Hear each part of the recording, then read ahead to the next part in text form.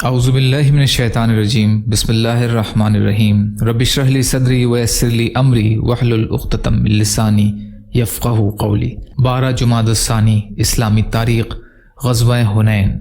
حنین مکہ اور طائف کے درمیان ایک وادی ہے۔ فتح مکہ کے بعد ملک عرب کے لوگ ذوق در ذوق اسلام کی سچائی کو دیکھ کر دین حق قبول کر رہے تھے، لیکن اس ماحول میں بھی قبیلہ حوازن اور قبیلہ ثقیف کے مشرکین اپنی جنگی طاقت اور قوت پر گھمنڈ کرتے ہوئے اسلام اور مسلمانوں کے خلاف تقریباً 20,000 پر مشتمل لشکر لے کر مقابلے کے لیے نکل پڑے۔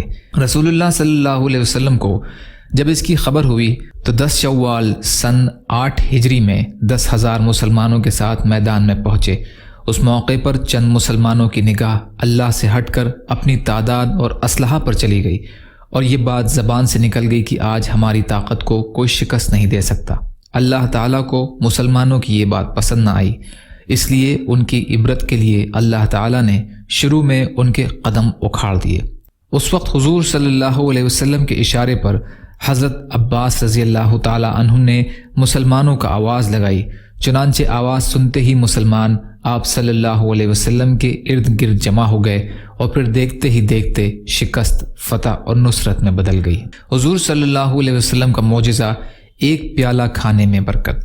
حضرت سمرہ بن جندب رضی اللہ عنہ فرماتے ہیں کہ ایک مرتبہ رسول اللہ صلی اللہ علیہ وسلم کے پاس کہیں سے کھانے کا ایک پیالہ آیا تو اس کو آپ صلی اللہ علیہ وسلم نے صحابہ کو کھلایا۔ ایک جماعت کھانا کھا کر فارغ ہوتی، پھر دوسری جماعت بیٹھتی۔ یہ سلسلہ صبح سے ظہر تک چلتا رہا۔ ایک آدمی نے حضرت سمرہ رضی اللہ عنہ سے پوچھا، کیا کھانا بڑھتا تھا؟ تو حضرت سمرہ رضی اللہ عنہ نے فرمایا، اس میں تعجب کی کیا بات ہے، کھانا آسمان سے اترتا تھا۔ بیہقی فی دلائل النبوہ کی روایت ہے۔ ایک فرض کے بارے میں، حلال پیشہ اختیار کرنا۔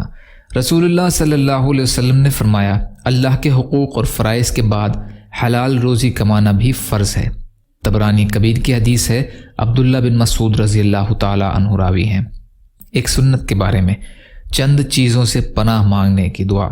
رسول اللہ صلی اللہ علیہ وسلم یہ دعا پڑھتے تھے، اللہم انی اعوذک من العجز والکسل والجبن والحرم واعوذ بک من فتنۃ المحیا والممات۔ اے اللہ، میں بے بسی، کاہلی، بزدلی اور حد سے زیادہ بڑھاپے سے پناہ مانگتا ہوں، اور زندگی اور موت کے فتنے سے بھی پناہ مانگتا ہوں۔ بخاری کی روایت ہے، انس بن مالک رضی اللہ تعالی عنہ راوی ہیں۔ ایک اہم عمل کی فضیلت، اللہ کے واسطے کھانا کھلانا۔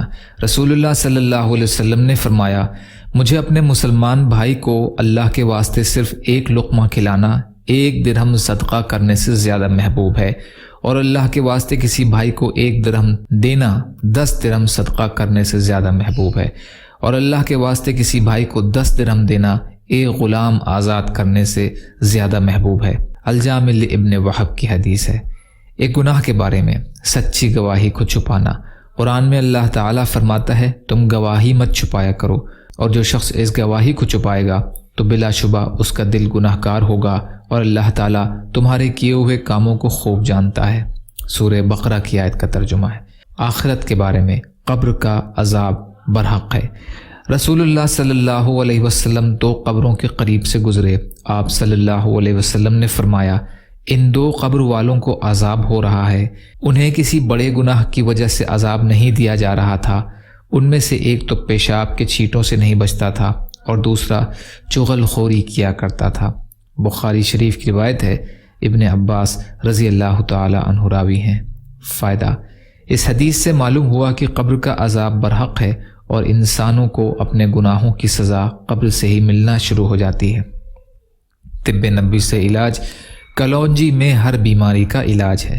رسول کریم صلی اللہ علیہ وسلم نے فرمایا، تم اس کلونجی کو استعمال کرو، کیونکہ اس میں موت کے علاوہ ہر بیماری کی شفا موجود ہے۔ بخاری کی روایت ہے، اما عائشہ رضی اللہ تعالی عنہا روایت کرتی ہیں۔ فائدہ، علامہ ابن قیم رحمۃ اللہ علیہ فرماتے ہیں کہ اس کے استعمال سے افارہ یعنی پیٹ پھولنا ختم ہو جاتا ہے۔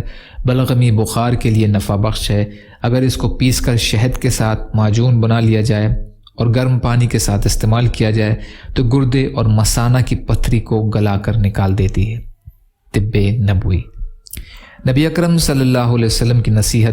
رسول کریم صلی اللہ علیہ وسلم نے حضرت معاذ رضی اللہ عنہ کو یمن بھیجتے وقت فرمایا، مظلوم کی بد دعا سے بچنا، کیونکہ اس کے اور اللہ کے درمیان کوئی روک نہیں، یعنی مظلوم کی دعا بلا روک ٹوک اللہ کے دربار میں پہنچ کر قبول ہوتی ہے۔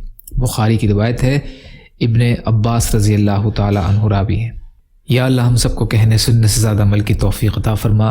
یا اللہ ہم ہر قسم کی بھلائی جو جلد دیر میں ملنے والی ہے، جسے ہم جانتے ہیں اور نہیں جانتے، تمام بھلائیوں کو طلب کرتے ہیں، اور ہر قسم کی برائی جو جلد دیر میں آنے والی ہے، جسے ہم جانتے ہیں اور نہیں جانتے، ان تمام برائیوں سے آپ کی پناہ مانگتے ہیں۔ یا اللہ ہم ان تمام بھلائیوں کا سوال کرتے ہیں جس کا سوال محمد صلی اللہ علیہ وسلم نے کیا، اور ان تمام برائیوں سے پناہ مانگتے ہیں جس کی پناہ محمد صلی اللہ علیہ وسلم نے آپ سے مانگی۔ یا اللہ آپ جو بھی فیصلہ فرمائیے ہمارے لیے اس کا انجام بہتر فرما دیجیے برحمتک یا ارحم الراحمین۔ لا الہ الا اللہ محمد رسول اللہ۔ السلام علیکم۔